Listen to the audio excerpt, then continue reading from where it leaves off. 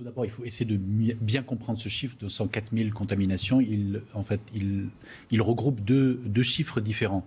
La vague Delta, avec probablement aujourd'hui environ 45 000 contaminations, qui est une vague en décroissance, très lente, mais en décroissance, qui est responsable de la quasi-totalité des admissions à l'hôpital et en réanimation. Aujourd'hui, il n'y a quasiment aucun patient qui présente un variant Omicron qui soit hospitalisé.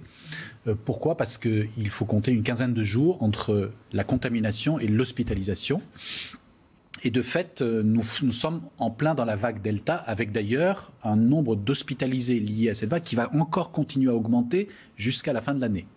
Donc tous les entrants dont vous parlez en réanimation, ce sont exclusivement des personnes contaminées par Delta.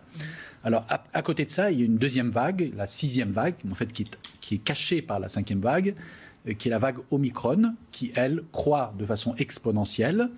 Alors évidemment, les chiffres probablement des contaminations ont été surestimés. En tout cas, ce sont de vraies contaminations, mais la vitesse de progression des contaminations Omicron a sûrement été un peu surestimée parce que très brièvement, en 24-48 heures, on a augmenté massivement le nombre de tests. Donc probablement la progression dans la population est moindre, mais les cas détectés sont réels. Il y a bien une épidémie, elle n'est pas du tout...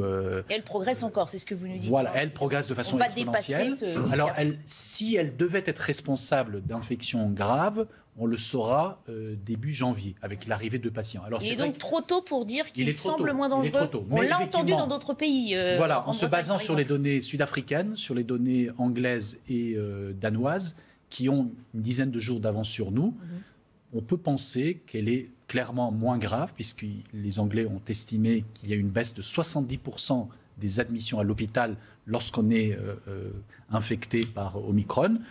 Donc oui, effectivement, ça sera probablement pas. Les difficultés de l'hôpital ne seront probablement pas liées à une arrivée massive de patients Omicron, mais les difficultés de l'hôpital seront réelles et existent dès à présent. Elles vont être majeures, voire gravissimes en janvier.